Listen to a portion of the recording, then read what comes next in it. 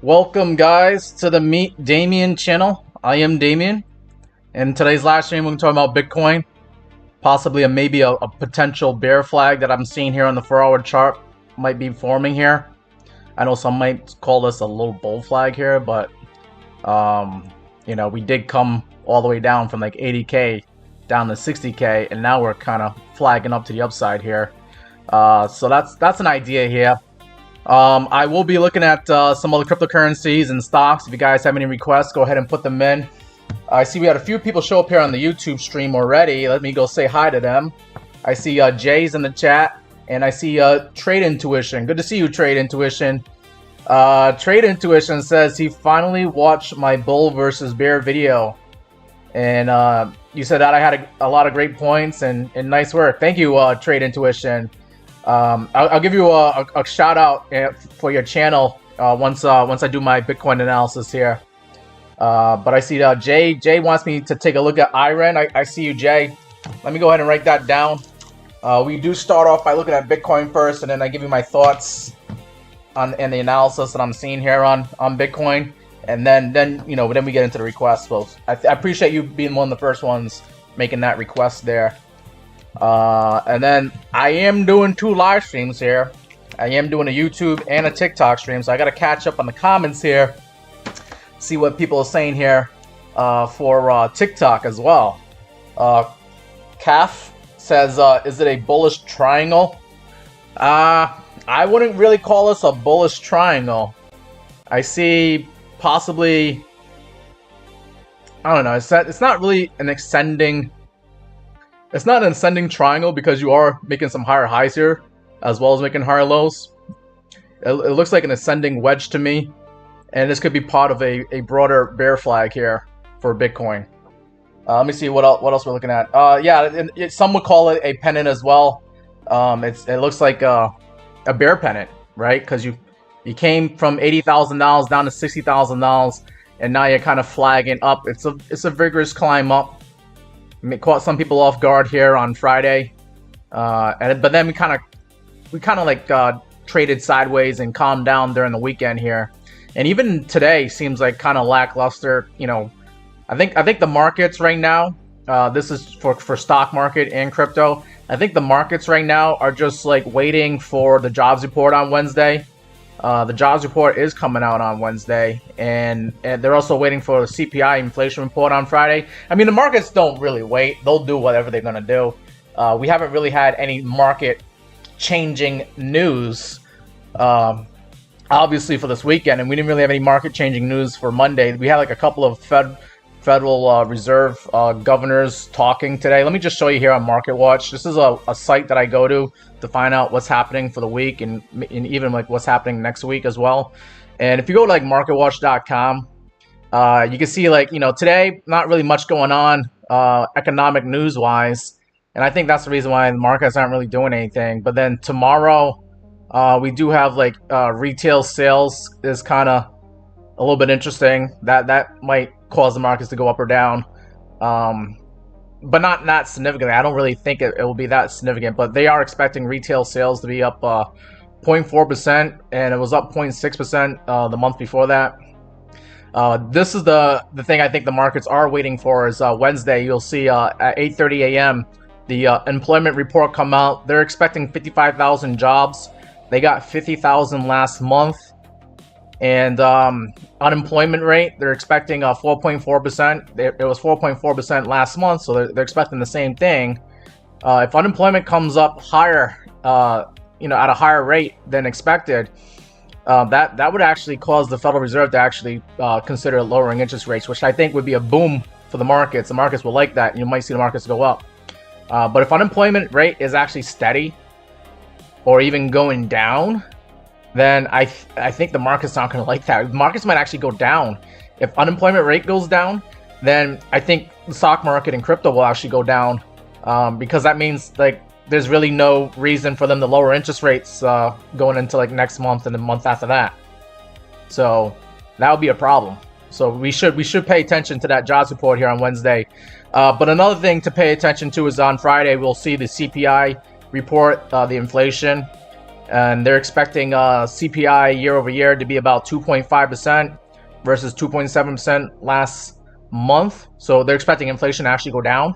If inflation doesn't go down, then that's also a problem too, and the markets are going to probably dump on that as well. But if inflation is going down, well, they're expecting it to go down, so maybe there won't be too much of a change. But if it goes down significantly, then that actually gives credence to the fact that the Federal Reserve could actually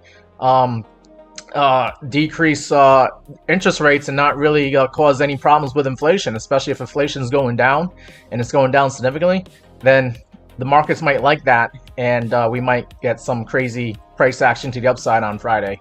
Okay, so there are some things to be on the lookout for on Wednesday and Friday. I think Wednesday and Friday, don't go crazy on the trades. Don't overtrade. Don't do any revenge trading, especially if you lose any money in the markets on your day trades, because there will be some ups and downs on Wednesday and Friday because of those reports. And I just think you should just be aware that there's going to be some crazy volatility, and maybe you can take advantage of it. But if the markets get ahead of you, right, if you see a potential long and it just climbs up without you, I wouldn't really try to chase that long, because it could just easily go down like in a few minutes to an hour after you're thinking about long in the trade of whatever you're trying to get into.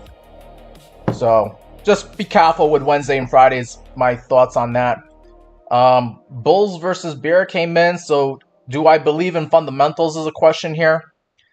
Fundamentals for what? You got to give me something that, you know, to work with here. Like, you want me to look at the fundamentals for what? Or do I believe the fundamentals? Like, it's an ambiguous, ambiguous question. You got to be a little bit more specific with that. Laureen says, can you look at kite and gold? Okay, I'll write that down as a request here. And you want to look at the price of gold as well. And then Arklow says, Flow is going to fly soon. The security hack has been completely resolved. Seriously undervalued. Okay, so is that a crypto that you want me to take a look at on the charts here? I'm going to write down Flow as a potential request here. And thank you, Cass, for Case. I'm not sure how to pronounce your name, but thank you for following me here on TikTok. Roy Sweet says, am I selling? I'm actually not in any day trades right now. I'm a little bit... So, all right, let me get back to the analysis here with Bitcoin. So, with Bitcoin, like, you know, we are in a potential bear flag or bear pennant, okay? Because this could still break down to the downside, and I haven't really shown you, you know, how far down it could go down, but I will try to show that to you guys here. Actually, you know, with Bitcoin coming down just now on the 4-hour candle here, and I see Bitcoin is now below 70K, I would actually try to take a long. If like you had to force me, like, damn, you got to take a trade, you got to take a trade right now, I would actually try to long Bitcoin, because I want to long near the bottom of this uptrend here, and then I would try to take profit when it gets to the top of this pennant here, like around like 72K. So I would try to basically buy Bitcoin at 70K or 69K right here, and then try to take profit at 72K. Maybe I take partial profit at 71K. I haven't really got into that yet, but let me just, before I zoom in on the price of Bitcoin, let me just show you what I think could possibly happen here. You know, not saying that's going to happen now or even later on this week, but maybe it does happen later on this week. But, you know, we have a potential bear flag, right? There's your flagpole. There's your pennant, okay? Looks like a rising wedge, but it's, you know, like a pennant. And if we take this measured move and we just game plan this out, where Bitcoin kind of like breaks down from where it is right now at 70K, it just breaks out of this potential bear flag. This measured move takes us down to, oh my god, a little bit worse than I thought. It actually takes you down to like 44K. And I did mark on the chart here 43K as an idea here, because this is where we have some potential support for Bitcoin at 43K. And I have to zoom out here to show you on the weekly chart where that support is, okay? But, you know, 43K was where Bitcoin was trading at around January of 2024. Okay, if I start to zoom in here real quick. So maybe we are going to see 43K. I'm not saying that we're going to see that today or tomorrow, this week, or even next week, but it could actually happen here where we come down to basically with a support level back here in like December 2023 and January 2024. This is when the Bitcoin ETFs came out. Yeah, does anybody remember that? When the Bitcoin ETFs came out in January of 2024, Bitcoin was trading at like 40K. And then I think Bitcoin spiked up over here. It spiked up to like 49K. So the Bitcoin ETFs, they might actually give us some support, because right now the Bitcoin ETFs, the people that bought Bitcoin in January 2024 with the Bitcoin ETFs, they could still sell their Bitcoin at 69K and they're still selling in profit. But when we get down to like 43K, or, you know, according to this bear flag, 44K, when we get down to that area, those Bitcoin ETFs, they might not actually sell their Bitcoin, because they'll just be at break even. What's the point? So they won't sell. They won't have any profits to sell. They'll just sit on their hands most likely. Maybe they might even take advantage of it and buy and add to their position in Bitcoin with $43,000, $44,000 Bitcoin. But anyways, you know, that's what I'm seeing here on the charts here for Bitcoin is a potential bear flag. And I just zoomed out and I just showed you like we could come down to 43K. Okay, it's just an idea. I'm not saying it's going to do it. All right, could just go up from here, right? But let's dig a little bit deeper in here before I look at IREN and Kite and gold here. I am going to do a request here, guys, but I'm just finishing up here on the Bitcoin analysis. Let's look at the momentum indicators. We see that selling pressure is dying off here on the MACD. Okay, which, you know, that's just showing us that the trend is up here for Bitcoin. That's why I think Bitcoin can still climb up. Like if you told me, like, Damien, let's get into a trade right now, I would try to buy Bitcoin at 69K, maybe sell it at 71, 72K. Who knows? Maybe hold a little bit of it and try to sell it at maybe 80K. Okay, but the trend is to the upside right now on Bitcoin. Okay, however, you can't just rely on this indicator as the end-all be-all, because, you know, we have seen selling pressure die off here on the daily time frame, only for it to start increasing again. Okay, so that's something that we got to watch out for. Like, is selling pressure going to die off here and then start increasing again? Because that would just throw people in for a loop here. Okay.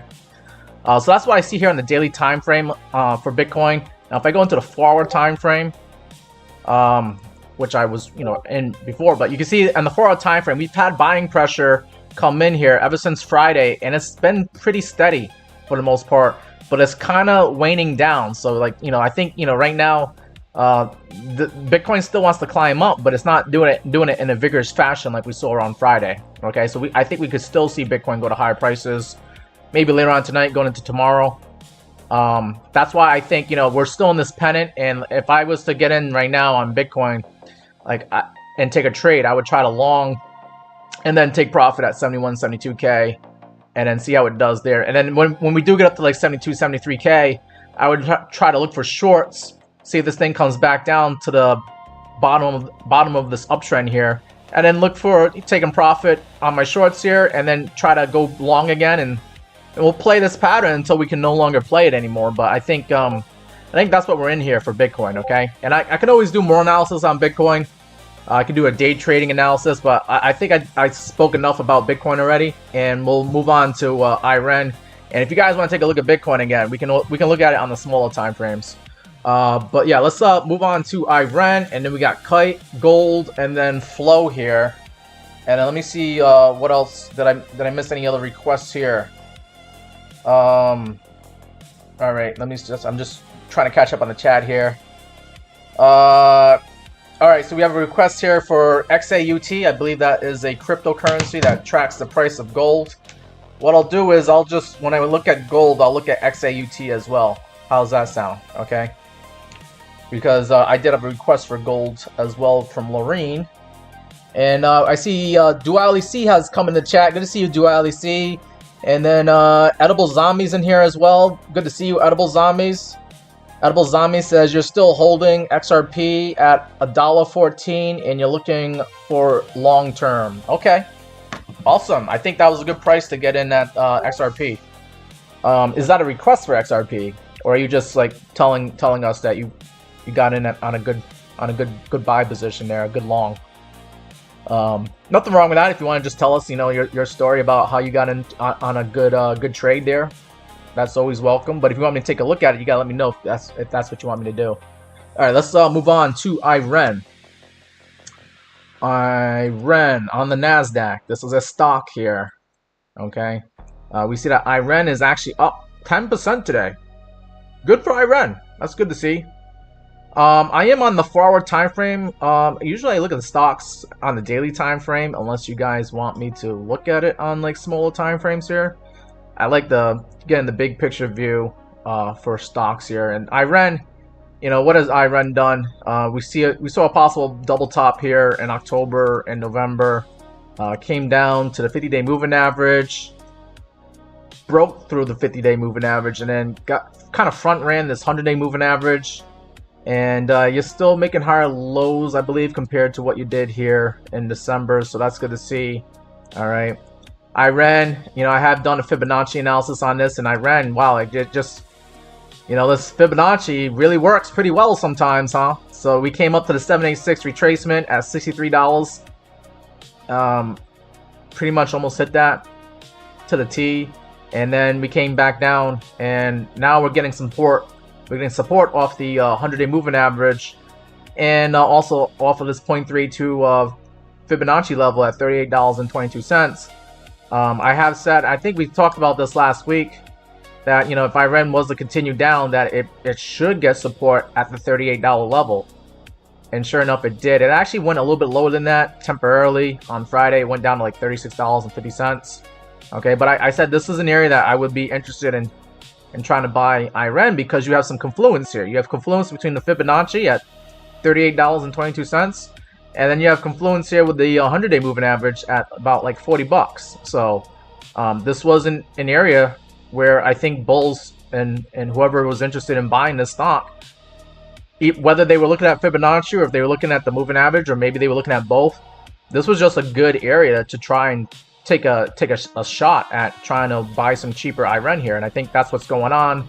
You saw that here on Friday, and then you're also seeing that here today. And now, you know, we're up like 10%. Now we're actually trading at another Fibonacci level here.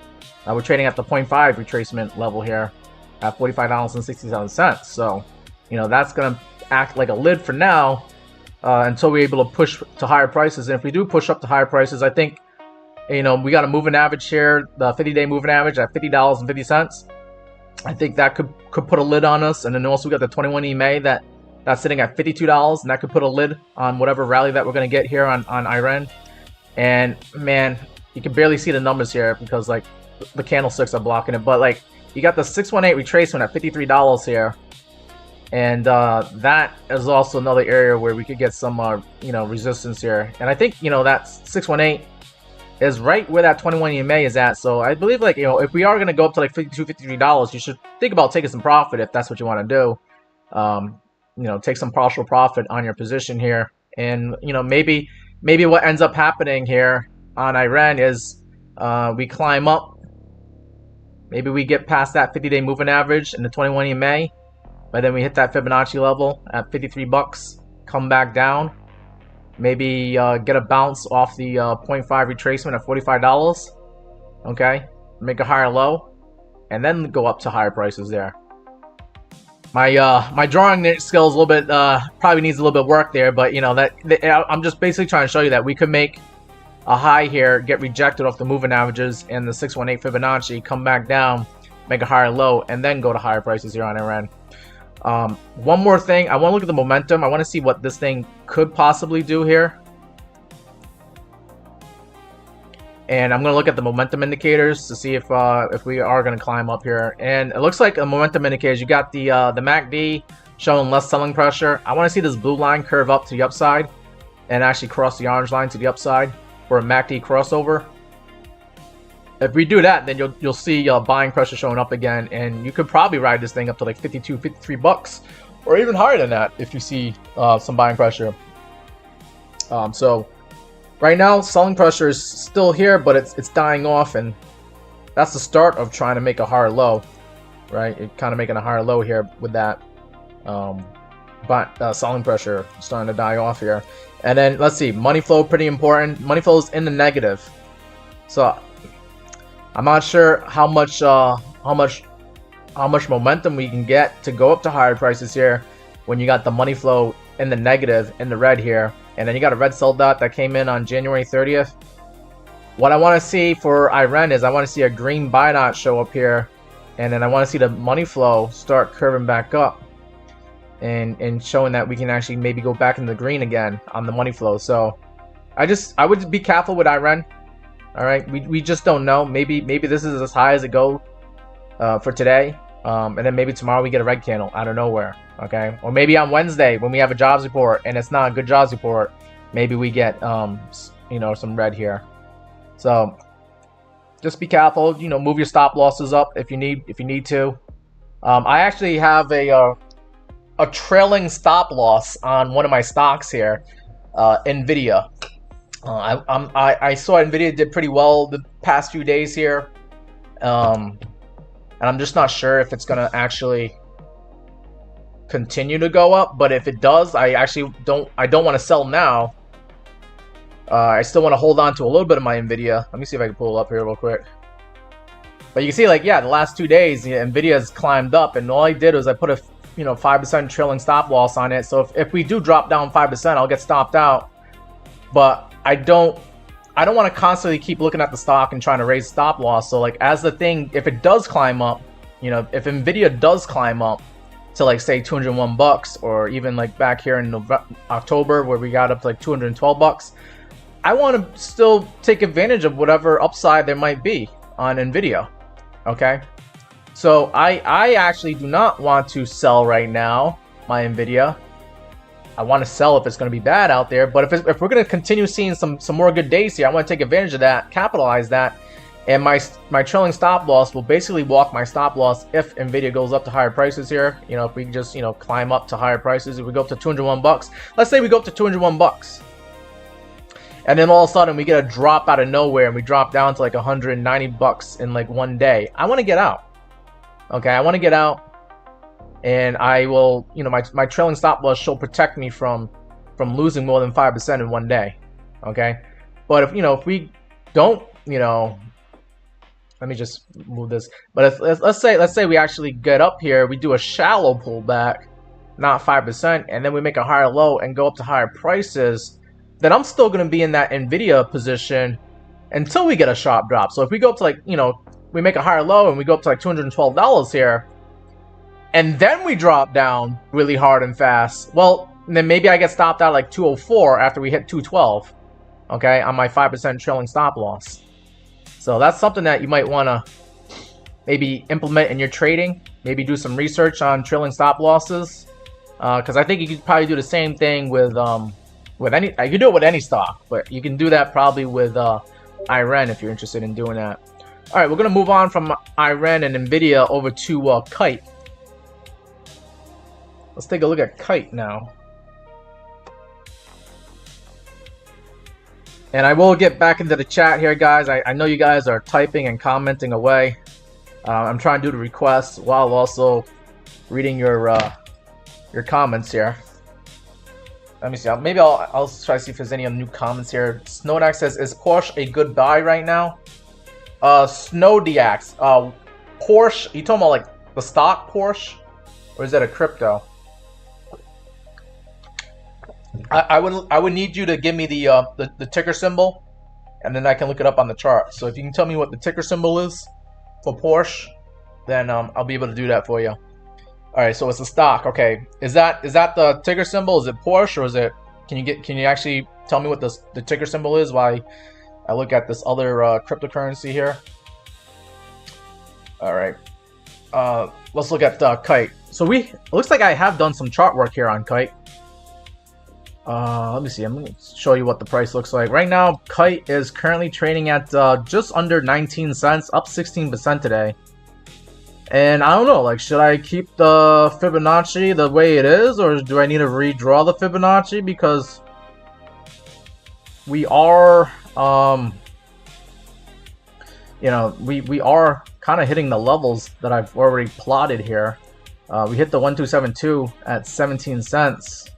Already, we hit that today, but we're pushing past that 17 cents, and it looks like we might be going up to the 1618 here on Kite at 20 cents, 20.5 cents roughly, that blue area right here.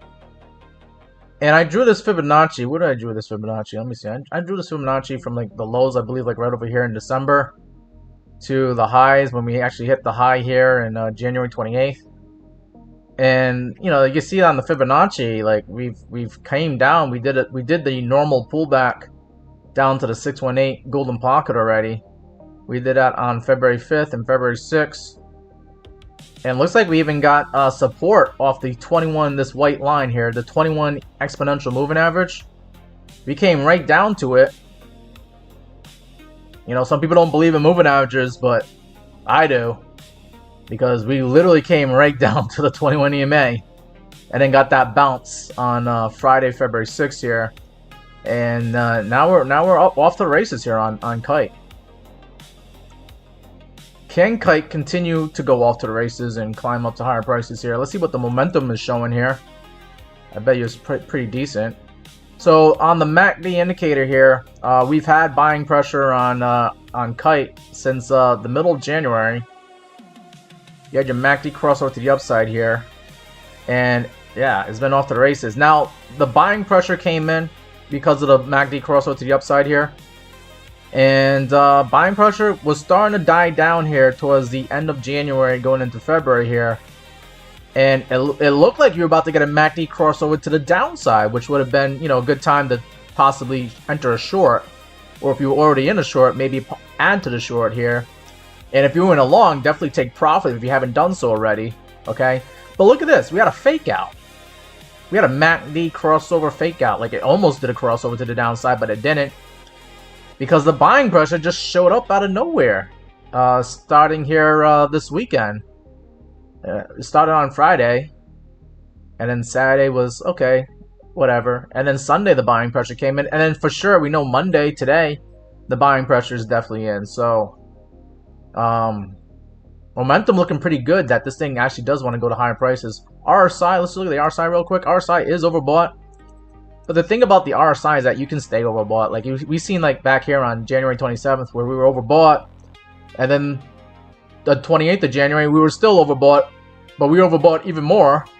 And then we kept being overbought, you know, all the way through like February 2nd here before we saw the RSI come down. So, you know, Kite could, you know, continue to be overbought. And it needs to be overbought in order for you to go to higher prices here. Okay? So RSI is saying that, you know, caution, but, you know, at the same time, you could get away with higher prices here for Kite. And then here on the market cipher B indicator here, money flow is in the green, and you had a green buy dot here that came in on Sunday. You know, the green buy dots and the red sell dots, they can come in and out. Like you can get a green buy dot one day and then a red sell dot the next day, and then like a green buy dot like a few days later. Okay. But right now you do have a green buy dot that came in on Sunday, and you don't have a red sell dot yet. So maybe Kite does want to go to higher prices here. And then also looking at the money flow. Money flow looks like it might start increasing again here. It's already in the green as is. But like money flow is looking nice where this thing could go to higher prices. Alright? So if we're going to go to higher prices, I think this 1618 at 20 cents is still in play here. Well, it's actually like 20 and a half cents. But, I mean, could things get more ridiculous where Kite could actually go up to like the 2618 and maybe we see 28 cents? It is a cryptocurrency, and these cryptocurrencies can do some crazy things, especially, you know, in 1 or 2 days time here, especially if you got an exponential move up to higher prices coming up here. You could go to 20 cents tomorrow and then 28 cents like on Wednesday. Possibly. Just the way these things move. Alright, let me get back in the chat here, see what you guys are saying here on TikTok. Pesson says Bitcoin down or pump. So the way things are looking here with Bitcoin, we looked at Bitcoin like a few minutes ago. But the way things are looking, in my opinion, for Bitcoin is we could still probably climb up to higher prices to like 72, 73K.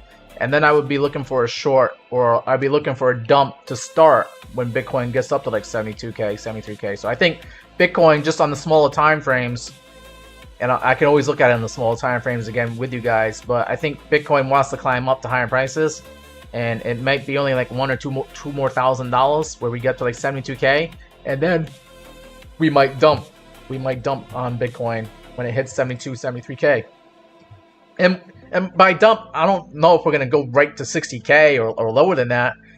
But like, we might, you know, drop down to like 68, 65K.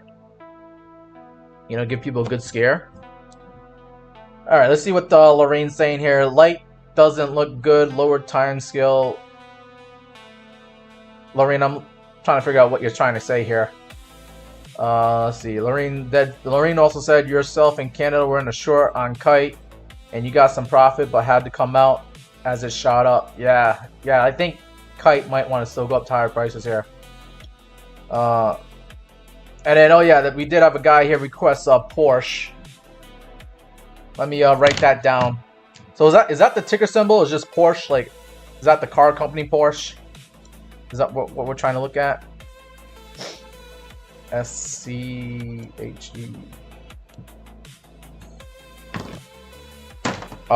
So we did look at Kite, and we're now gonna look at gold, and then we'll try to look at Porsche and then Flow. And let's see. Edible Zombie says, curious on my thoughts about Robinhood.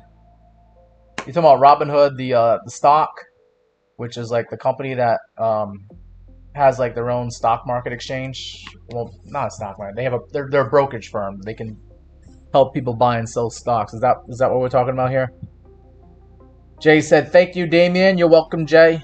Trade Intuition says, remember to smash the like button. It's the easiest way to show support and help the channel grow. Thank you, Trade Intuition, for saying that. Let me give a quick shout out to Trade Intuition. There's another YouTuber here, guys, besides myself, that talks about cryptocurrencies. And I believe he can talk about, he can chart gold and oil and stocks if you guys want to do that with him. I know I've asked him about the price of oil the other day, but anyways, Trade Intuition is the other YouTuber here that you guys got to check out, besides myself here. Trade Intuition has about a couple of thousand subscribers here. Usually goes live every day, around, looks like his live streams are at 9 p.m. Eastern time. And yeah, this is what his live streams and videos look like here. You might want to check him out later on tonight. I believe he's going live. He usually goes live every day, 9 p.m. Eastern time. So, yeah, check him out. Check his work out. See what he has to say. See how he trades. What indicators he's looking at. Not always the indicators that I'm using. Sometimes they are, but it's always good to get a different perspective besides just me on what these cryptocurrencies and stocks can do. Alright, moving on from that shout out, we'll now take a look at gold here. And then we'll take a look at XAUT, see how that's trading. It should be similar to gold, but let's look at gold. I have charted gold. I do trade gold myself, in and out of it. Using the crypto exchanges. I use either Coinbase to trade gold. I can do it on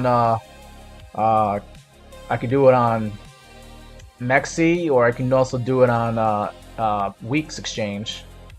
Alright, so I do have options here to trade gold, and it's good to have options.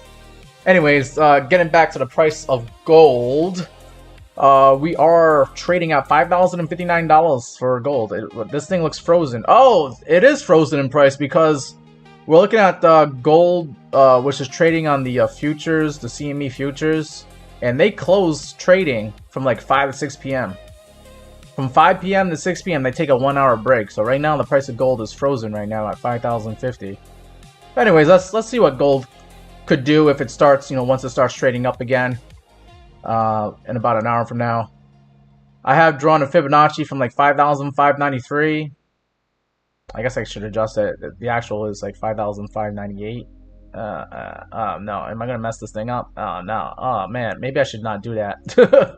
Let's just fix that. Alright, so we'll just leave it at 5,593 for now. But I measured this Fibonacci from like 3,800 to 5,593. And what has gold done? Gold has come down past this 0.382. It looks like here on February 2nd we came down to 4,402. That's interesting. There's no Fibonacci that says that was a level to be looking for here. Monday, February 2nd. Man, we had a few brutal red days here. Where on Thursday we had a red candle, but then that Friday, I remember that Friday, January 30th, gold lost 9%, but I think that same day, like silver lost like 30% in one day. So that's a lot for a asset that's supposed to be mostly stable. Right now, gold and silver are acting kind of like stocks right now, or cryptocurrencies, especially with silver going down 30% in one day. That's like cryptocurrency stuff. I think retail is definitely getting involved in gold and silver now. So you're seeing these ridiculous price moves where people are just panic selling and then panic buying, But anyways, gold, for whatever reason, it came down to like 4,400 here on February 2nd. And now we climbed our way back up to this golden pocket here where we're just chilling out until we get the permission to go up to higher prices, I guess. If we get the permission to go to higher prices here and we start pushing up higher on gold, we have the 786 retracement at 5,200, I think, is where gold could settle off and maybe go sideways one more time before we go up to higher prices again. Okay. However, there's a possibility that gold does come up to 5,200 and it actually makes a lower high and goes to lower prices again. And that's why I'm going to be interested in maybe possibly entering a short on gold, because, the 786 retracement is an area that usually gets respected as far as like possibly making a lower high here. So yeah, I would try to short gold at 5,200 here. Keep the stop loss relatively tight, because it could just continue pushing up to higher prices and actually go up to the 5,590 again. And if it does go to 5,590, then I would actually look to try to take another short on gold, and maybe we get a double top at 5,590. Okay? And if we get a double top, well, guess what? You literally sold the top of gold by shorting it. And I know some of my day traders are able to do that. You can do that on MEXC, and you can also do that on WEEX exchange. And let me just show you guys here the exchanges that do that. So there is MEXC over here. MEXC has gold, right? They have XAUT, which is what we had a request for here. But you can do XAUT, which trades the price of gold here. They have XAUT perpetual futures, so you can short gold or you can long it on the MEXC exchange here. Alright, so let me just click on that real quick. XAUT, and you can see I can do leverage trading where I can do like up to 50x leverage. I can even do 100x leverage on gold here. Okay, or in this case XAUT. Alright. But yeah, if I wanted to trade gold on MEXC, I could do it here with XAUT at right now it's trading at $5,047. And that looks like it's frozen. This is actually a cryptocurrency. It should not be frozen in price, but it looks like it kind of is, because this cryptocurrency does track the price of gold, and the price of gold last time we saw it here on the CME exchange was trading at 5,059. So you can see like the prices are very similar, trading between XAUT and the actual CME price here. Oh, and you can see that it actually did move. I think it did move like 10 cents here. We saw it go like $5,046.90, and now it's back to 5,047.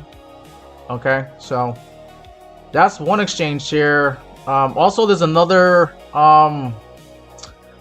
gold crypto called PaxG that you might be interested in. PaxG looks like it's trading at a premium to the price of gold. PaxG is at $5,070, but PaxG, I know PaxG usually tracks the price of gold for the most part. But you know what? These are exchanges, and who really knows what the price of gold is at any point? Because there's exchanges in China, there's exchanges in London, there's exchanges here in America, and they all kind of agree most of the point, like what the price should be, but some of them are off like 10 or 20 bucks, and that's normal, in these exchanges here. Just like you might see with like cryptocurrencies, you might see like Ethereum trading at like $2,100, and then another exchange where it's at like $2,200. And then there's ways where you can take advantage of that, where You could sell gold, you could buy gold cheaper on one exchange and then sell it on another exchange, and they call that arbitrage trading. Usually you have to be quick to do that, or else you might not be able to take advantage of it before it gets closed up. But yeah, we can see that the price of MEXC, which also tracks the price of gold, is at 5,069. So anyways, do I really need to look at XAUT and MEXC? Because I think I already did my analysis here on gold. But let's look at XAUT, because you did say that. Yeah, it's like XAUT is at 5,043. It's like almost the same chart as the price of gold, right? Where you topped out at like 5,000, in this case 5,600 on January 26th, and then you had that sharp sell-off those few days there, and then you dropped down to like 4,429. And I think right now, gold or XAUT, it looks fine, but I think we're gonna get that possible lower high at the Fibonacci at 5,200. So be on the lookout for that. Let's see. Do we have the momentum to climb up to higher prices here? On the MACD, we see selling pressure is dying off here, and if it continues dying off, I mean, you might see the price of gold spike up. And what is this telling us? Could there be a world event happening soon where the price of gold spikes up? Maybe. Is something going to happen with the United States where they start printing money again and inflation goes up and so does the price of gold? Maybe. But there is something here in the chart saying that there's a possibility that we might see gold go to higher prices here. At least the trend is up right now, and the MACD is showing that here. However, the MACD is not an end-all be-all. There's a possibility that the selling pressure could die down and then start increasing again, so be on the lookout for that as well. Okay. But right now the trend is saying that it should go up. I think tomorrow you'll see higher prices for gold at the very least. Don't hold me to it if it doesn't go up, all right? But what I'm seeing on the charts is saying that we could see higher prices for gold going into tomorrow. And then here on the money flow is in the negative, okay? However, you can see that it is kind of curving back up again, and you had a green buy down here. So I think gold wants to go up to higher prices. And could there be an event in the Middle East that causes the price of gold to go up? Maybe that might be the world event that is going to send, gold to higher prices here. All right. Edible Zombies did say, curious on my thoughts about Robinhood. Did you want me to look at Robinhood, the stock on TradingView here? I'll go ahead and write that down. But we do have to look at Porsche, and then I guess we can look at Hood. And then I did have a guy that requested Flow. So I'm going to look at Porsche first, then Flow, and then Robinhood. How's that sound? I think that's a plan, right? Good plan. Let's see. Eman says it is 5 p.m. where you're at. Where I'm actually located in the East Coast of the United States of America. Americano. And it's also 5 p.m. here. As well. It's 5:10 p.m. here in the East Coast. Alright, let's look at Porsche. And I'm literally going to spell the word Porsche because I don't know the ticker symbol for this. But it looks like it. Porsche. This Porsche trade, it doesn't trade on the NASDAQ or anything like that. It only trades on, looks like it's on Extra. XETRA. Okay.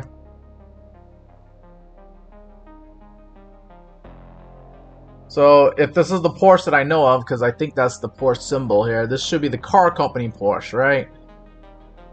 Yeah, the auto manufacturer. They're headquartered in Germany. Alright, yep. This is the Porsche I think we all know. Trading at $39.53. Down slightly today. I'm just scrolling out and zooming out. This is the first time I ever looked at this stock because no one really requests this on my live stream until now. So congratulations on being the first person to request Porsche. I have no previous chart work on this. The only thing I do have is moving averages to look at here, which I do like looking at moving averages here. But damn, I'm just looking at the history of Porsche, and it seems like you've had better days in 2023 when the stock was trading at like 119, 120 bucks here in 2023, June of 2023. But then you just been crashing down and cratering. But then looks like around April of last year, you actually just went flat. You went flat, and you're kind of trading in the range anywhere between like 39 bucks, where we're at right now, to like as high as like $48. So I actually would be interested in buying Porsche right now and putting my stop loss really tight, because you're near the lows for the year. Let's see, the 52-week lows here, $39.15. I think it's worth taking a, buying Porsche right now, putting a stop loss at like $38 or even $39 if you want to keep it really tight. And if you get stopped out, you get stopped out. But this is looking like an interesting buying zone here, where this thing has, it usually starts going up as soon as you get down to like 39 bucks here. All right, we got down here in June of last year, and then we went up. We came down here to like September of last year. Then we went up a little bit, made a higher low, and then we started going up. And I know Lorraine's one of my pattern traders here. Lorraine, what does this look like here to you? Kind of like a falling wedge, maybe. Usually falling wedges break out to the upside. I could just disregard that little price action here. Maybe this is actually a descending channel here. But anyways, even if it's a descending channel, I mean, well, descending channels, they could still keep on descending. Well, falling wedge, if this is a falling wedge, I'm trying to draw the falling wedge as best as I can. Do I need to do it like this, maybe? Then if I do it like this, it definitely looks like a falling wedge. So maybe I'll do it like that, huh? Okay. Yeah, there you go. Now you definitely got yourself a descending or falling wedge here on Porsche, and usually these things break out to the upside. Sometimes it might be a V-shaped recovery to the upside if it's going to be a vigorous move up, or it could just go sideways and just stay at like 39, 40 bucks and then slowly climb up to 41 bucks. But I mean, whether you go up violently or go sideways, that still counts as breaking out to the upside. However, you could still probably continue staying in the falling wedge and then drop down to like 35 bucks maybe and just scare the crap out of everybody. But you're going to put your stop loss, like I said, around like $38, $39. Keep it relatively tight here, and I think you'll be alright. Where you're limiting your downside here, but your upside, we haven't even talked about the upside here, but the upside could be, let's see how we handle ourselves at the 21 EMA. That could act like a lid or a cap initially at 41 bucks here. And then the other moving averages, the 200, the 100, and the 50, they're really tight next to each other. And they're sitting at like 43, 44 bucks. I think that's where you could try to take some profit on Porsche, right? You buy at 39, you sell at 44. It's like a 10% move up in price, right? Let me just double check that. Like 11% move up in price, and I think a lot of stock market investors, this is what they're looking for, just for 1 year of being in the stock. Okay, so you could buy here and then sell here, and then you call it a year. For most stock market investors, they should be happy with just 10 or 11%, right, in 1 year on their asset. But if you can get back up to like the higher prices here that we saw just in January, we saw this thing as high as like 48 bucks. If you do go up to like 48 bucks, well, how much of a percentage gain is that? About 21%. So you could buy now and then try to sell at $48 and you'll be up 21%. And if I did like what is like the risk reward ratio on that? You buy here, you keep your stop loss really, really tight at like 38 or 39 bucks. We'll just say 30. How about 38.50, okay? 38.50 for a stop loss. And if you can just get back up to the moving averages here, Your risk reward ratio is 4.9. That's a worthwhile trade to take. I would take that any day. Okay. And then, if you get up to like 48 bucks here, now your risk reward ratio is like 8.3. I actually like this for a long. I would take the chance on Porsche right now if I was able to do so. I don't know if I can actually go on my stock brokerage account and buy it because this is a European company. I think it trades on one of the European exchanges here, but I do know that my followers, I have like a bunch of people from like Ireland and Amsterdam and London. If you guys are watching this, I would try to, see if you can buy some Porsche right now on whatever stockbroker you got in Europe, and I'd be a buyer of Porsche right now. Because the risk is very small, but the reward is pretty significant. If it can just get back up to where it was last month. Okay, so that was Porsche. Let's take a look at Flow, and then we gotta take a look at Robinhood. Let's see. HDZZ's in the chat here. He says it's been dipping since October. Then he says, when's the bull run start? And Snowdax was the one that requested Porsche. Snowdax, I'm curious. Do you have a Porsche? Do you own a Porsche? Ambition says, go back to Bitcoin, bro. We'll take a look at Bitcoin on the smaller time frames here. We look at all kinds of assets here. It's not just Bitcoin. We looked at Kite, and we looked at XAUT.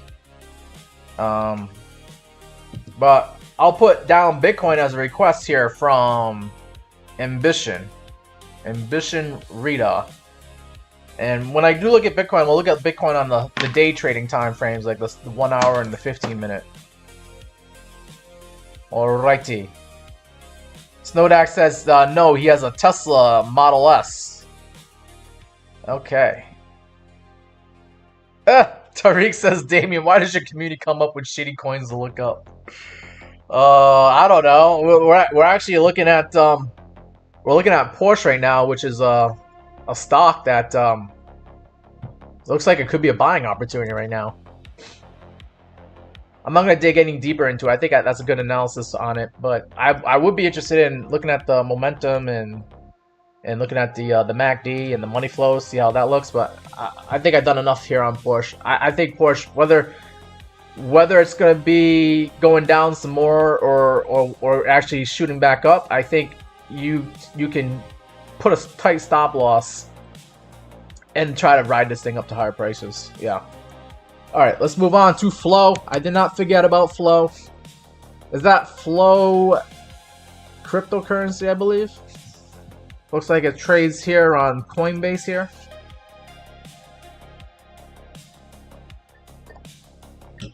Thank you, second account, for following me here on TikTok. And thank you, Laureen, for smashing that like button. Let's see if we can get up to like 10,000 likes here on TikTok. We're at 9,000. All I need you guys to do is just double tap your phone here. Double tap the screen and it sends a like button. It sends a like to me. You guys can do that. I'd appreciate that. And same thing for my YouTube guys. Don't forget to hit that like button. Alright, so we're looking at the Flow. Flow, currently trading at 5.5 cents. Is this what you mean, Tariq, by why does my community always request the shitty coins here? I don't know. Because they probably, I don't know, they probably are shorting it. That's why. They want to know if they can continue shorting. In this case, we're looking at Flow. And yeah, Flow has been like hot garbage ever since December of 2024. Okay? It's been going down and to the right. And down to the right. And the only way you can make money on this is if you're shorting it. Because I can't imagine, buying at like 60 cents or even like 40 cents and then seeing this thing at 5 cents. I would have a heart attack if I saw that, right? I would not feel good about being in a long position here, okay, if I was buying at 38, 40 cents only to see this thing go down to low prices here. But I mean, buying at 5 cents, maybe you could buy here and put a stop loss really tight at like 4 cents and see if it does climb back up to like 40, 50 cents and you could get like a 10x. But the way to make money on this so far is just shorting it. So like what I would do for a short is, you can see this white line, this 21 EMA, has been a problem for a while now, since like September of last year. You come up to it, you can't stay above it, and then you get rejected hard. Then you try to come back up to it again.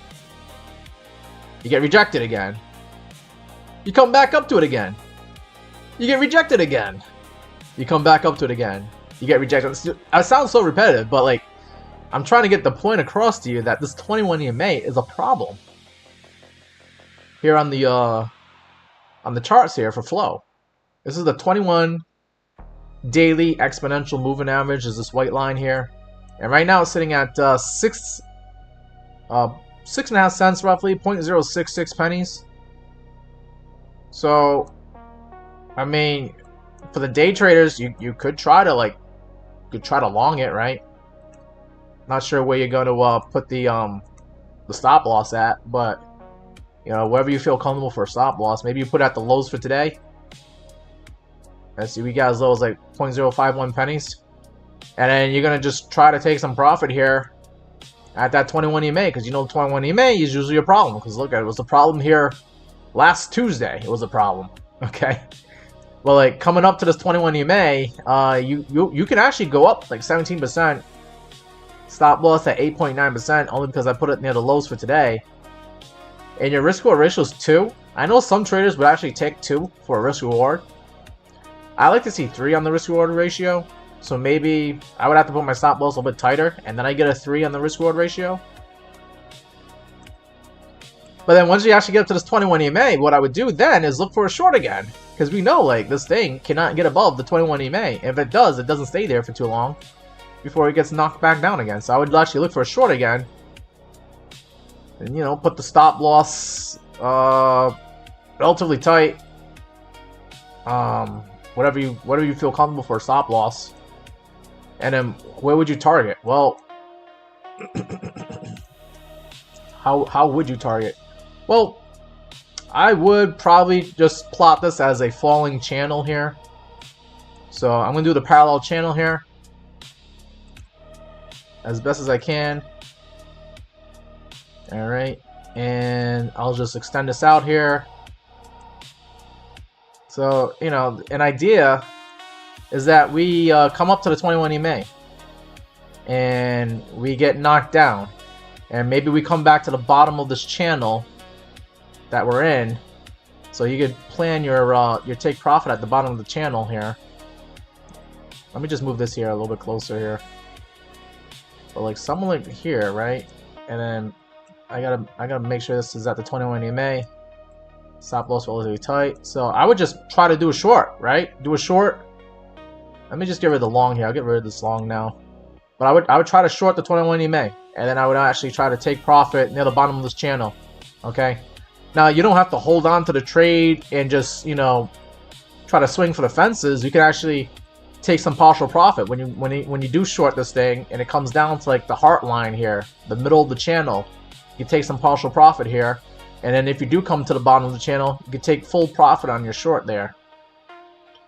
But look at this risk reward ratio, 6.6. You could probably risk 9% to try and get 60%. This is how you make money with flow, is shorting it.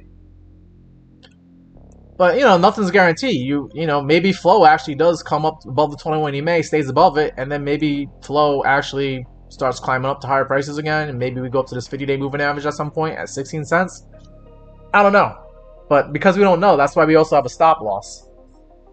So, you know, put your stop loss in there just in case it does do something that we don't expect and actually does start to go up to higher prices here.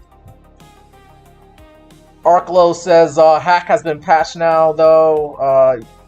Bottom is in. Alright, are we talking about flow here? Oh yeah, there was a security hack on flow, but they patched it up now. Alright.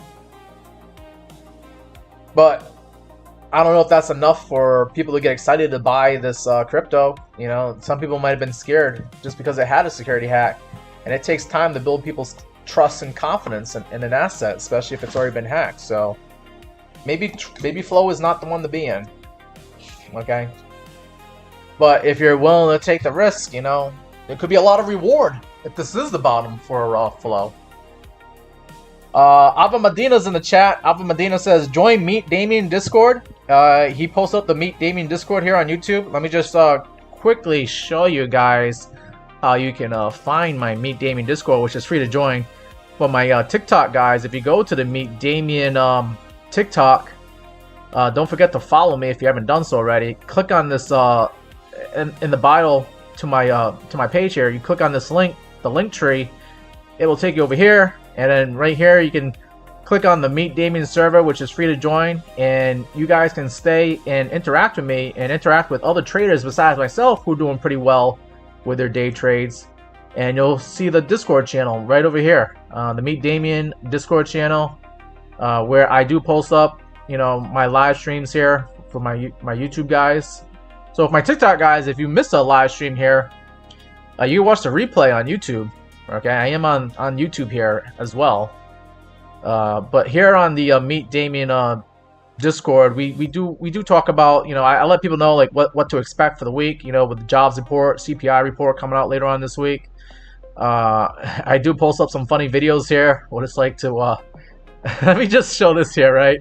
This was pretty funny here on the Discord. So like, we do talk about stocks and crypto, but every now and then I like to share laughs here. So let me turn the music off real quick here, and we'll go back to the Discord. And I just posted up this video because this is what it feels like for like stock market and crypto bros here. I don't know if I can. How's it going, Gerald? Oh, not so good. Yeah, I know what you mean. I'm down $300. Yeah, I'm down 26,000. Yeah, well, maybe we should... Wait, $26,000? I forgot to tell you, I have a gambling problem. Gerald, 26,000! Shh! That's what it feels like to be a stock market and crypto guy. Like, the stock guy's like, yeah, I'm having a bad day. But the crypto guy's like, oh, yeah, I'm definitely having a way worse day than you right now. So anyways, that's like some of the stuff that we post here. Laureen here posted up a funny TikTok about when you buy the dip, it just keeps on dipping on you. And then we do talk about trade setups. Like we do have like a trade setup channel here where we try to figure out like what trades to get into, okay, and what the setups might be, what our entries and stop losses might be. We also got a DGen channel. So like the DGen channel is a channel where we talk about cryptocurrencies that are not in the top 100 coins. And if you are going to talk about top 100 coin, then you have to tell us about a trade where you're going to use at least 100x leverage, okay? So if you are going to talk about Bitcoin or Ripple or Ethereum, then we only want to know about trades where you're going to take like 100x leverage on that. Other than that, we are looking for like the craziest trades you can find on the cryptocurrencies that are like almost pretty much like shit coins. We look for the shit coins here. And yeah, we talk about it. We got Cameron here analyzing stuff here. And we got Canada Dry, and where's Tony? I know Tony's in here somewhere. But, you know, Canada Dry is one of my shitcoin analysts here. All right, so when I want to get into like a cryptocurrency and I'm bored with the markets, and I just want to, you know, YOLO into something here, I'll ask Canada Dry what coin I should get into, and he usually tells me which ones are good, you know, for a long or a short on a coin that is not in the top 100 for cryptocurrencies, okay? So, and it makes trading fun when you can find things like that. But anyways, let me get the music back up and running here. I do listen to this synth wave, chill wave, cyberpunk music. So if you guys are interested, you might want to check out Mobius FM. They got some good music here if you're into that 80s cyberpunk music. Which that's what we play here. Unless you guys want to listen to something different, I do try to play something that's not copyright. So I don't want to get copyright claims. So these are the songs that I listen to for now. And I feel like it keeps things more entertaining when I got the music playing here. Arklow says, "True. Remember Solana?" Yeah, I do. Solana went down to $24 after FTX, and then it bounced hard. Time to buy. The time to buy now is while there's fear in the market. Yeah. Yeah. I mean, it's an idea here, but like, if Bitcoin is still going down, then this thing is gonna get dragged down with Bitcoin. So, I don't know. You got to be careful with that kind of logic. Yeah, you could buy now. while there's fear. And that's usually a good time to buy.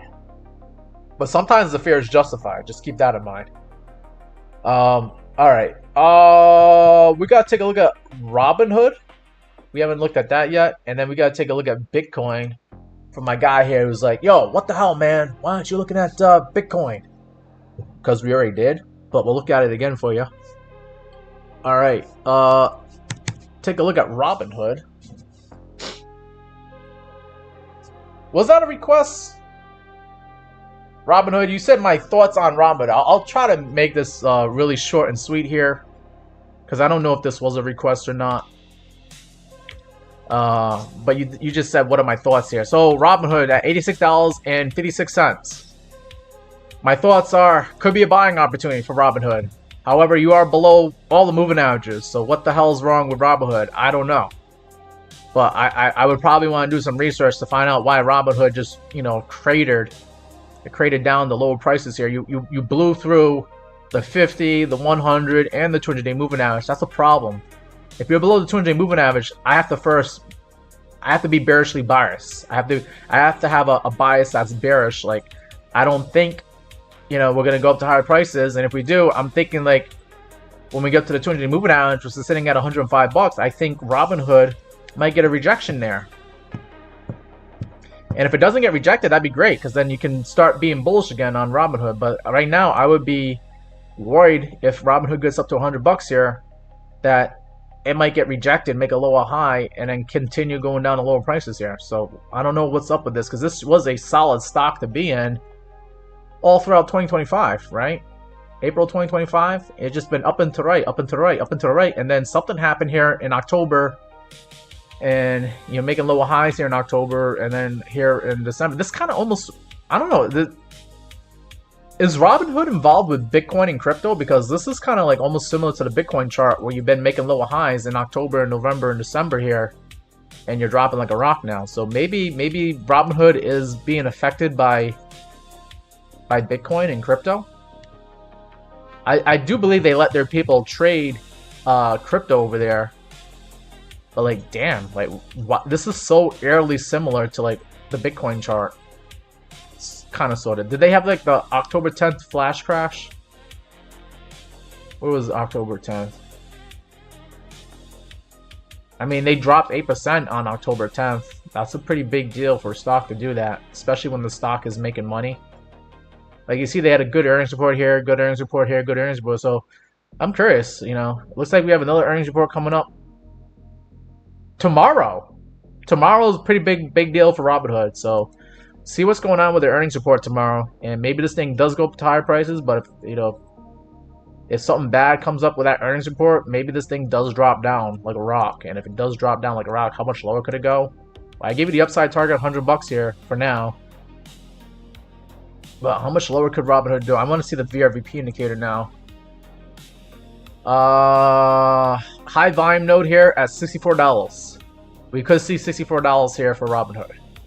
Alright, and then of course more high volume here at like $48, 49 bucks. But that your downside target, I think, is going to be $64 for Robinhood in the near term. So if this is a bad earnings report, be on the lookout for $64 is my guess for Robinhood. Alright, moving on from Robinhood, we got to take a look at good old Bitcoin.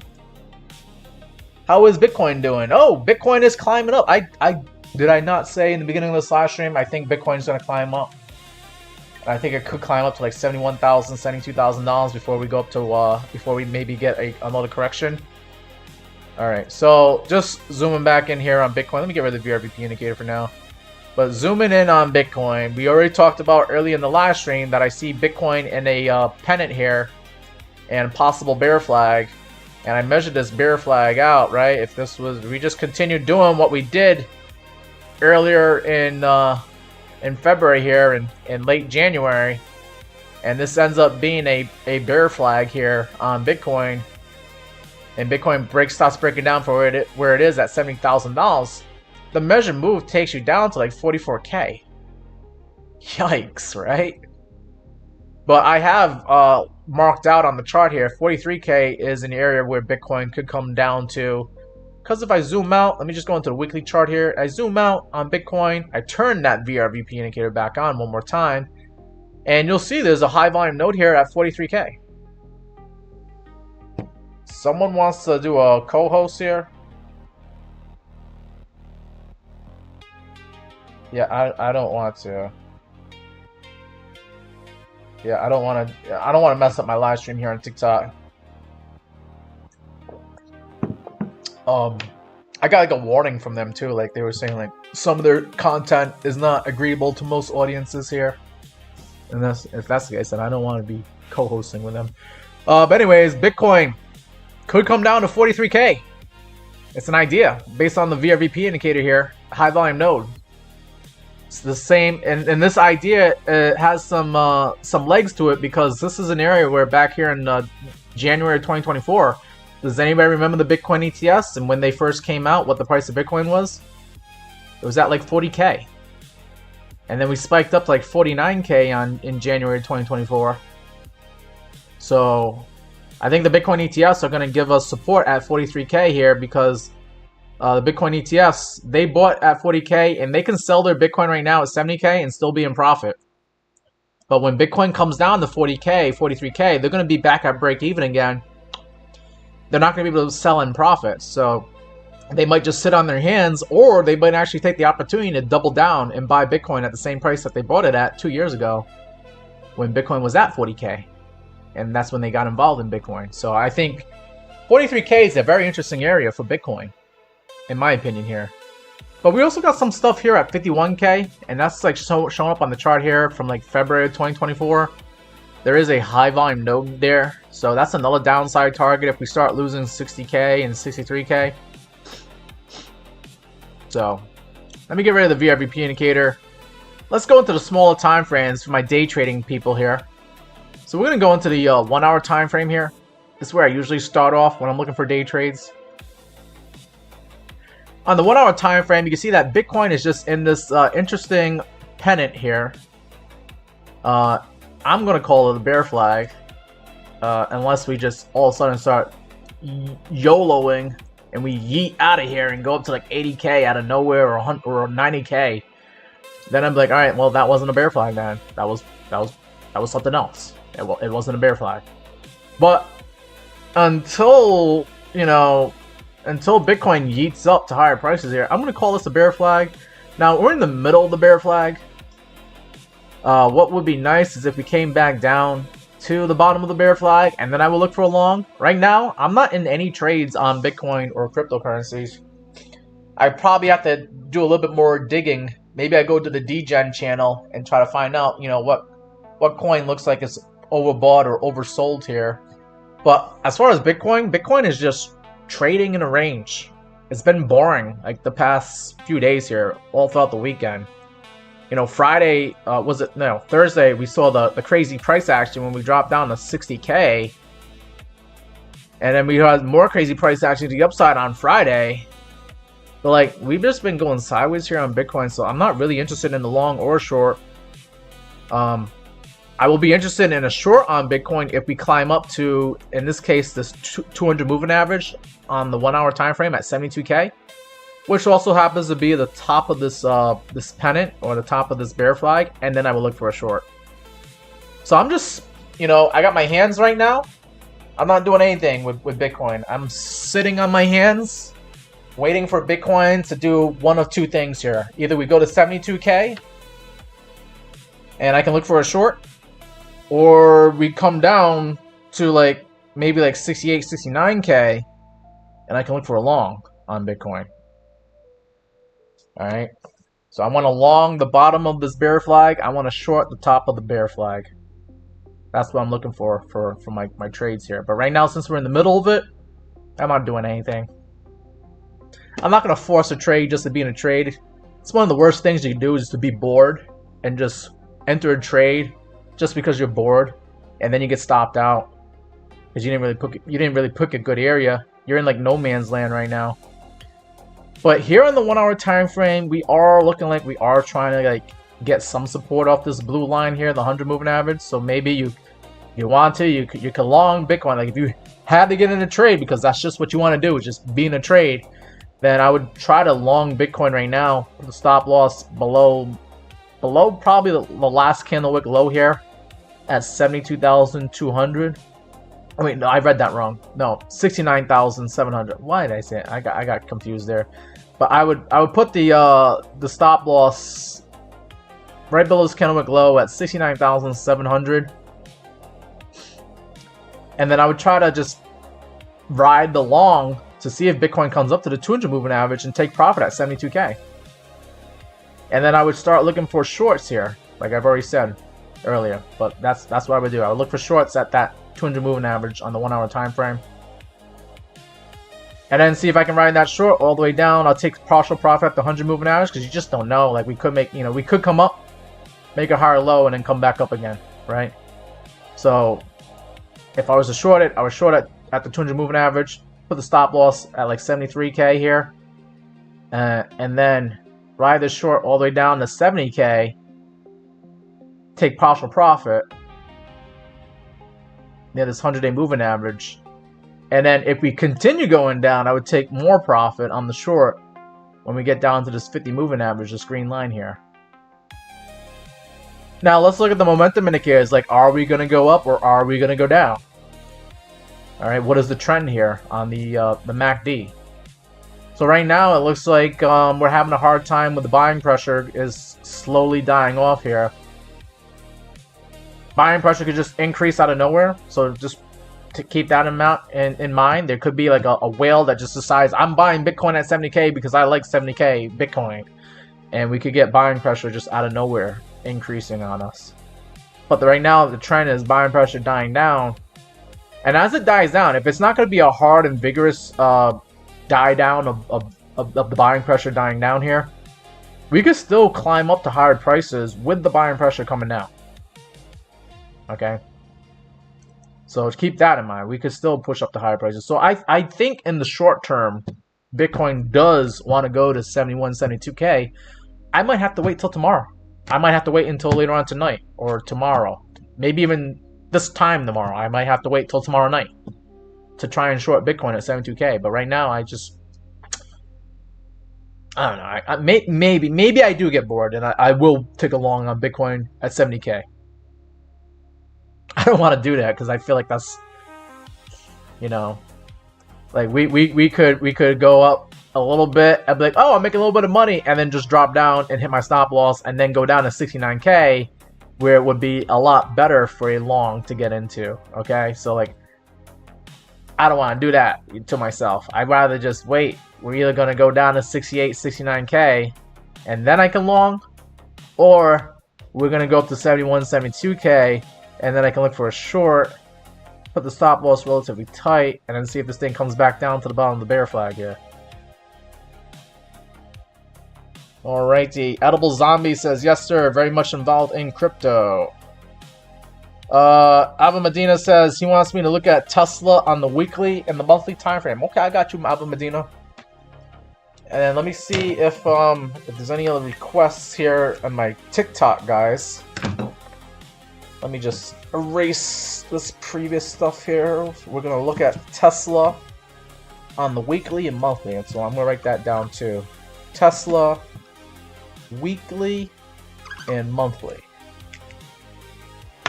Shub wants to take a look at Solana. Okay. And then let's see. I think that's it as far as requests goes. We did have someone here that says, should we long or short Bitcoin? Right now, if you're in a long on Bitcoin, I think you can just continue moving your stop losses, further into profit. And I think Bitcoin could climb up to 71, 72K. And then you should try to take most of your profits, if not all of your profits, if you can, at 71, 72K. Well, 72K, we're almost at 71K. So I would try to take profit at 72K on the longs here if you're in a long. But if you're not in a long or a short, I would just not really do anything until we get some clarity here.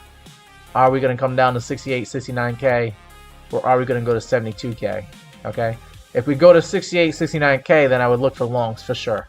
Okay. But then if we go up to 72K, I would look for shorts.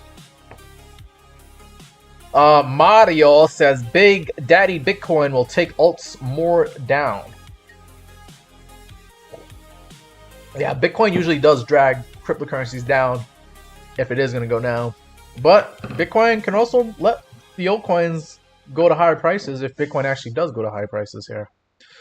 All right, we got to look at Tesla, and then we got to look at Solana here. And thank you for the request here for a stock. Usually we get a lot of cryptocurrency guys coming in and asking about the cryptos here, but I am capable of looking at Tesla and other stocks here. I'm not just a crypto channel. I do talk about stocks whenever, and I actually own stocks and trade them when I can. I did say that I had Nvidia. I also got Palantir myself, and Rocket Mortgage is some stocks that I'm involved in. And then I also trade. Well, I don't trade. I actually try to invest in like the Nasdaq using the QQQs. And then lately, I've been trying to get more involved in the Russell 2000 for stock market indices.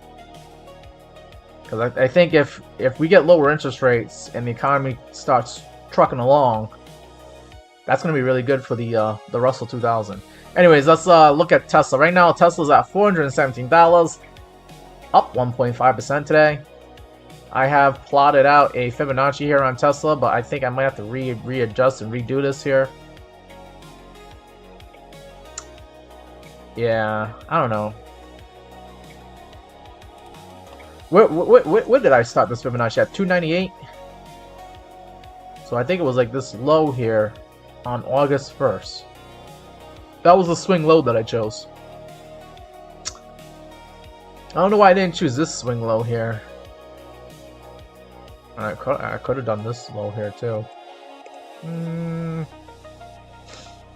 I think at the time it was like the most significant swing low.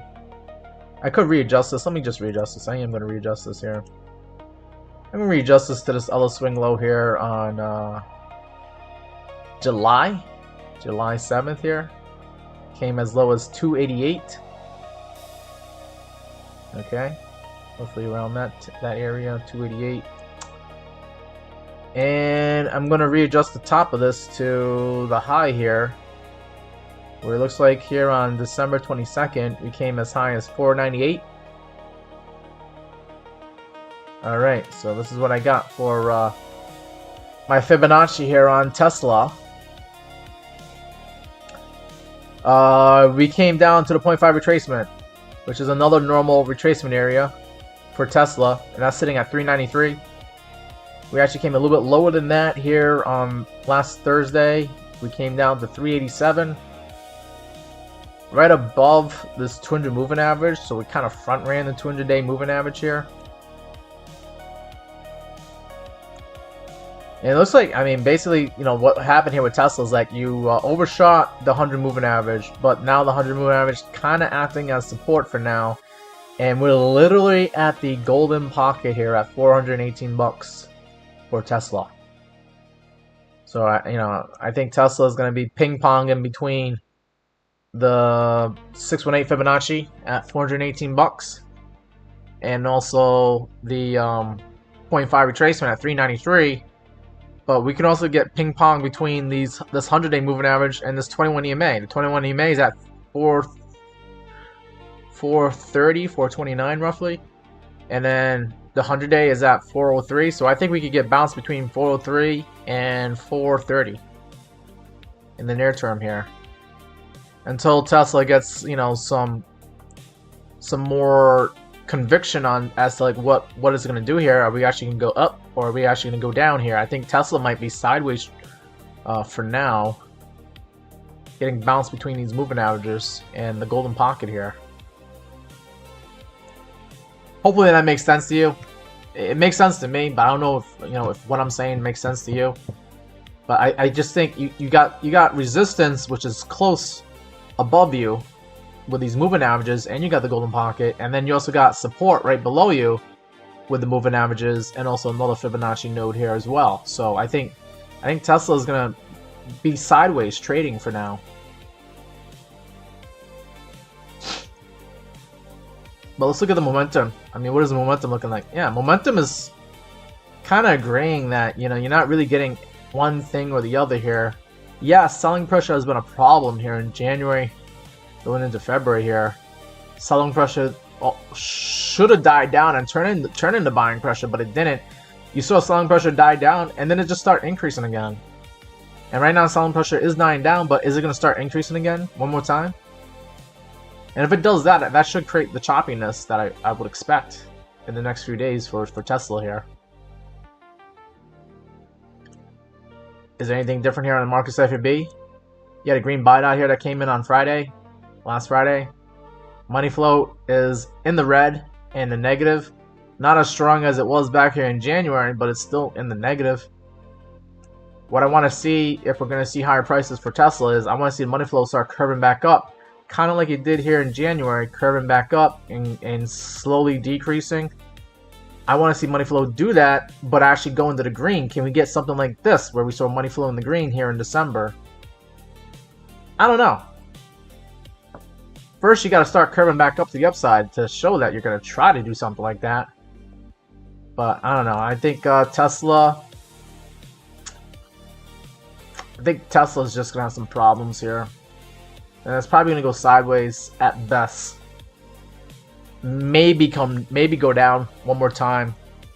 Maybe we actually do test the 200-day moving average, like we should have done, like we thought we were going to do here last week, but we didn't. We got front run. All right. Oh wait, that's right. You said weekly and monthly. Okay. So what on the weekly and monthly time frames were you interested with Tesla here? Tesla is on the weekly above all the moving averages here, except the 21 EMA. So the 21 EMA is sitting at 436, and that's like right with, you know, right above the golden pocket. Like I said, I think Tesla's gonna have a hard time getting past 430 bucks here. But I mean, if you're asking about the weekly, maybe you want to know about the MACD and the market cipher B indicator one more time here. MACD is showing that you got to cross over to the downside here in late December, and selling pressure's increasing here. So that's not looking good. And then on the monthly time frame, different story. You got buying pressure here still on Tesla on the monthly. But the buying pressure is starting to die down. So Tesla's kind of tricky. It's a little bit tricky here. I just think Tesla's just going to go sideways in the near term here. And that's even looking at the weekly and monthly. I feel like that's what Tesla's just going to do. It's just sideways at best. I'd be pleasantly surprised if it goes up and makes a new all-time high. You would have to get up to what, 498? I think that's a lot. It has a lot of work to do that. I think more likely Tesla's going to go down to lower prices, and the other likely chance is that it will just go sideways. Let's see. Do I think Solana will go back up? That is the next request here after Tesla. And then Milky says, I'm sorry, Milky is following me here on TikTok. Thank you for following me here. And then Swayer says, we going down to 64K Bitcoin, or are we flying to 80K? Oh, that's a question. I have downside targets going as low as like 43K for Bitcoin, and possibly 50K. We've already looked at Bitcoin twice already, but usually I look at Bitcoin on the way out. So if you want to stick around for the live stream, before I end the live stream. Oh shoot, are we at? We're already at almost 6 p.m. here. I usually go live for like 2 hours. I did start off a little bit late today at like 4:15, but alright, I think what we'll do is we'll look at Solana, and then we'll look at Bitcoin, and then that'll be it for today. How about that? I think, yeah, upside targets for Bitcoin. It would be nice to see Bitcoin go to 80K again. But I did see a bear flag forming on Bitcoin, so I don't know. Maybe Bitcoin doesn't go to 80K. Maybe it actually does want to go to 60K or 40K. Edible Zombie says, Poe does look tempting. Is that a statement or is that a request? What is Poe? Is that a crypto or spot? Alright, let's take a look at Solana here.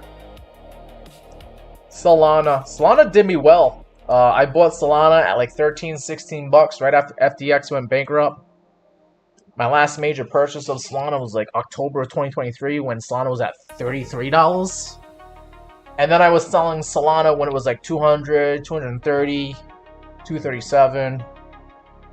So I've already 10x my money on Solana. But good thing I sold it at 200 bucks, and now we see Solana at $87. Look at the monthly time frame for Solana. Why not? Solana has been having bad months ever since September. September was like the last green candle in the monthly time frame, and then it's just been a bad October, a red October, a red November, a red December, a red January, a red February. And since we're on the monthly time frame, we can see the bigger picture view here for Solana. I did mark on the chart here that the Solana, right, could come down to $74, which it did. It did that, what, last week? We went to 67 bucks, so we already went below my target there. But then there's another target here at $57 here. And why do I have that? Well, if I turn on the VRVP indicator, it's going to show us the volume profile levels here. And you can see, like, you know, there is some relatively high volume here at $74. And then there's also some volume here at like 57, 58 bucks here. Okay. But believe it or not, there's actually more volume here at 40 bucks, $33, and then we got a point of control here, $20. I mean, if Solana goes back to $20, that's basically where I bought it at 2 years ago, 3 years ago. And was it? No, it was like 4 years ago almost. I bought Solana like three and a half years ago. So if we go back to $20, I would definitely try to throw my hat in the ring on Solana and see if we can buy a really good cryptocurrency that, you know, pays you staking rewards at like 5%. So it's like earning a dividend. And I would love to buy Solana again at $20 if I could. But I think, you know, more reasonable targets would be, you know, we could try to buy Solana at $57. And we could also try to buy it here at 42 and 32. 32, 42. So I would be looking for that for Solana if you're trying to get some cheaper Solana there. But you basically asked me, do I think Solana will go back up? Well, I think Bitcoin has to go up for Solana. Like Bitcoin, Ethereum, Solana, XRP, they all trade the same way. And they all follow the leader, and the leader is Bitcoin. So we need Bitcoin to go up for us to see Solana go up.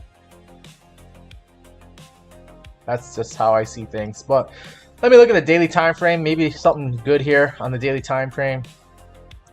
I'll get rid of the VRVP indicator for now. Would be nice if Solana can climb up and actually get to this 21 EMA sitting at $109. I think Solana really needs to reclaim the $100 level to make people feel good about being invested in Solana, because being below $100 is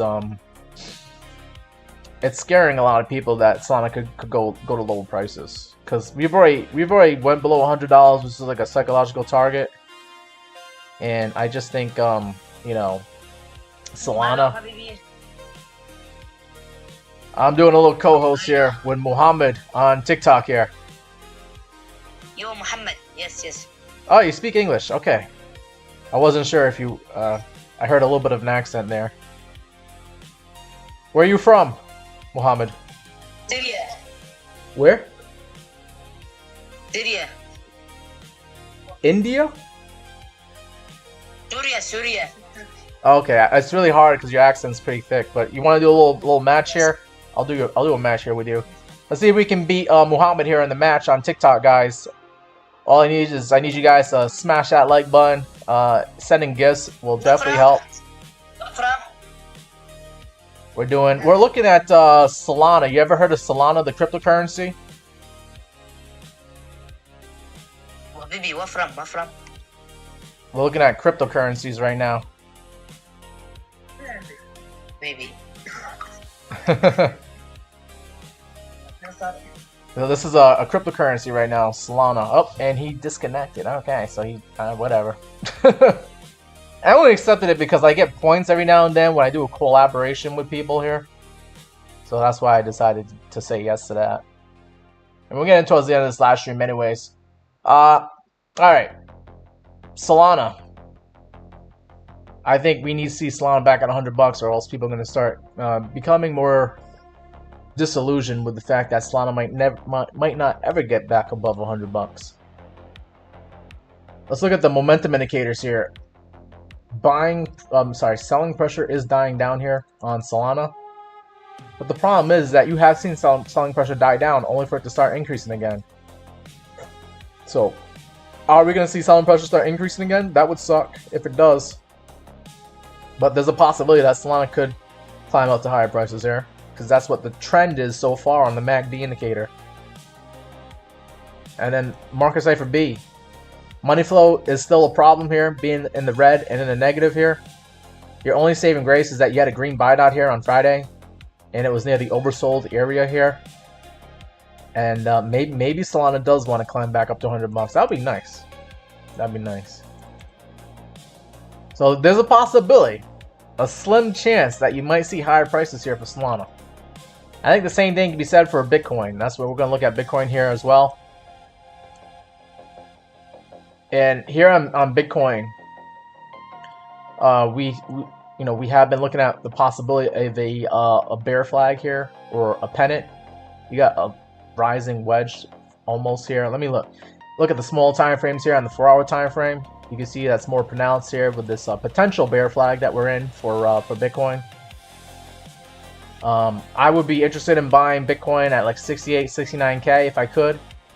I would be interested in taking profit on whatever day trades that I'm in on Bitcoin at like 72K near the top of this bear flag.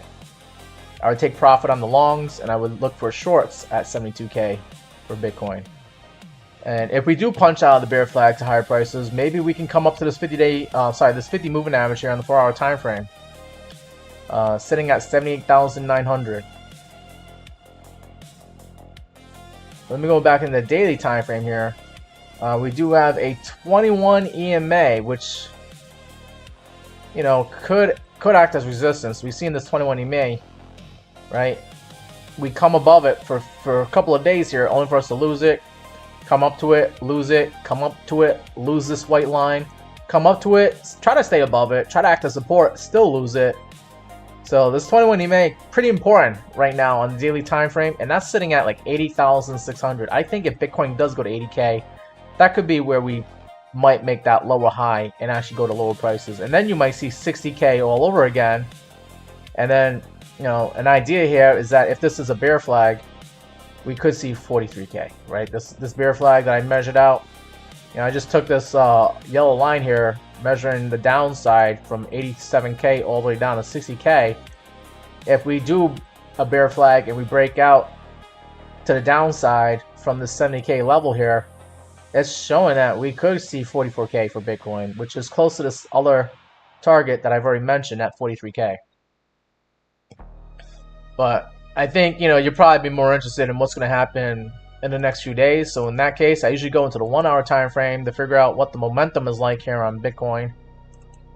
And on the MACD indicator here on the 1-hour time frame, we see that there is some buying pressure here for Bitcoin, but the buying pressure is coming down. So, buying pressure coming down, that's a problem. You want to see buying pressure increase to go to higher prices here, but you can still go to higher prices while the buying pressure is dying down. And then eventually when you get the MACD flip to the downside where you start seeing red after you've been green for so long, yeah, then you'll see Bitcoin finally actually go to lower prices there. And when I see that, then that's when I know I can actually enter a short on Bitcoin, because usually when you see that green go into red, you get more red candles here. And that should drop the price of Bitcoin to lower prices here, right? So there you go. There you go. That's what I'm looking for. I'm looking for a MACD crossover on the 1-hour time frame if I can. If any of you guys know what that is. I'm looking for something like this where the blue line crosses the orange line to the downside, and then you start seeing those red candles showing up. And you saw that some of that going on here on Sunday, where buying pressure was dying down, right? Buying pressure was dying down, and then you came up a little bit here, and then buying pressure started increasing out of nowhere last night going into this morning here. So, and then you would have got paid on your short there. But then look, buying pressure, selling pressure starts dying down this morning, and then you saw green candles here as you started getting green candles here on the MACD indicator. So we'll see. And this is not an end-all be-all indicator. Like, we could see the buying pressure die down just for it to start increasing out of nowhere. So I'm also paying attention to that as well. But I like trading by level, and I just think right now is not a good level to go long or short. If you were trying to force a trade, if you're anxious to be in a trade, if you're just bored but you want to trade Bitcoin, you could long it. You can long it and then put your stop loss right below the low here, this candlewick low at 69,700, and then just try to ride this thing up to this 200 moving average on the 1 hour time frame, or top of this bear flag here, and then just take profit on your long, reverse the trade, go into a short, and try to take this thing all the way back down to the bottom of this bear flag here, or maybe down to this green line here, this 50 moving average at 69K. So I would try to short Bitcoin at 72K. And I would try to long Bitcoin at 69K if I can. Alva Medina says, "You'll check me out later. Thanks for checking Tesla." You're welcome. I'm actually about to finish up the live stream here. Edible Zombie says something about Poe, but I think he was just making a statement. I'm not actually going to look at that. And I actually am coming up on the time limit for my live streams. I usually go live between 4 to 6 p.m. Eastern time here, guys. But if you guys do want to talk more about crypto, then I suggest you come join the Meet Damien Discord, where you can find me here talking on Discord, right? And also seeing the other traders here talking about cryptocurrencies. And then you also see, like, when I go live here, I usually post up when I go live. I'll make the announcements here. Yeah, let me say hi to this guy here. Wave hi to him. Alright, but yeah, we're over here talking about Ethereum, I guess, and Canada Dry's talking about Ethereum over here. But we talk about cryptocurrencies and stocks, share some funny videos and stuff like that. We got a pretty good community here, and we also got a community here that is doing pretty well by showing their gains here. And we got Taz over here with his 4x long on Fight, up 43%. Good for him. We got Tony Stocks here doing a 21x short on Stable, up 367%. And then, yeah, these guys over here talking about their gains and stuff like that. But then we got Cameron here with a 25x long on XMR, up 71%. And posting up his gains here. So, yeah, we got some traders, some good traders to learn from. Obviously, here's some more juicy gains here. 288% on a 100x short. That's got to be Cameron. Yeah. Yeah, Cameron loves doing that high leverage. And he does a little high margin, too. But, yeah, Cameron's also another good guy to learn from besides me. But I just don't know if Cameron... Like, you could pick his brains, and maybe Cameron tells you, you know, how he trades and what he looks for. But you can definitely pick my brains here on the Meet Damien Discord when I'm not live streaming. Okay? So that's why I think you guys should go. Link, you can find my Linktree link here on TikTok, right? You just click on the bio here. You click on that Linktree, and it will take you here. And then you can just click on this link here for the Meet Damien Discord. I also have other links here. If you guys want to start trading cryptocurrencies, you can trade on WEEX exchange here. You can also trade on MEXC exchange. I got those links there. And then you guys can also find me on YouTube, TikTok, Instagram. I am on Twitter and Facebook as well. Alright, these are the official Meet Damien links here. Make sure you come to the Linktree first. Don't, because I know there's some people trying to pretend to be me now. Now that, you know, my community is growing bigger, it becomes a target for the scammers out there. So make sure you guys actually follow me here on TikTok. Alright, right now, just click on the top left profile picture of me in the red shirt. And make sure that you are following the actual Meet Damien here. Now, YouTube doesn't really have that problem. Glad for YouTube for making sure that there's no fake Meet Damiens on YouTube here. But, yeah, I think it's a little bit tougher to do that on YouTube. because people could just copy your videos and stuff like that, but if you don't have that many subscribers or whatever, then they know, like, you know, that's not the real me, Damien. So, but yeah, guys, I am also on YouTube as well. If you, for my YouTube guys, let me just go over to my channel here real quick if I can. If things are gonna load up, oh my god, is this thing not gonna load up here? All right, but if you guys can come on to the Meet Damien YouTube channel, I am trying to build up my following there. I have 591 subscribers. I think I got one today. I saw it at 590 earlier. But here on the Meet Damien channel, you can click on that Linktree link there, and that will take you to the Linktree. And you can also join the Discord, which is free to join. I don't charge, but you never know. Maybe I might change that. Maybe I might do a premium Discord if it gets to be too much here. But I think we have a good crew so far here on the Discord. Where we show our gains, we show some funny memes here, okay, blow off some steam here, and then we try to figure out like crazy trades to get into, both longs and shorts on some of the degenerative, the degen channel here, and then also here we do talk about anything and everything in the general channel here, and this is where you can also see when I go live. I'll post up when I go live here on the Discord for the announcement. Alright guys, like I said, long story short, I think Bitcoin is going to try to climb up to higher prices. I don't see anything that's going to knock it down. So I'm just waiting to short Bitcoin when it gets up to 72k, and then I'll try to enter a short. And if Bitcoin does drop down, I would like to long it at 69k, which is not too far from where we are right now. But I think, you know, I think this uptrend that we're in is going to get respected for now until it doesn't, and when it breaks, and then we'll see if Bitcoin goes like 60, 50, or even 40k after that. Alright, I'm just gonna try to catch up on the chat here, but I am about to play some music here and do the outro. Guys, good luck trading and investing in whatever asset you decide to do, get yourself into. And just a disclaimer, this is not financial advice. Whatever you do is on your accord. I do not click that buy or sell button. That's what you got to do. And I'm just a guy here watching the charts and coming up with my opinions on what these assets might do next. But don't trade based on what I say. If you need a financial advisor, you should go do that. But I'm not that guy for you. Okay? All right. That's my disclaimer. I'll see you guys tomorrow. Same time tomorrow, 4 to 6 p.m. Eastern time. Take care, guys.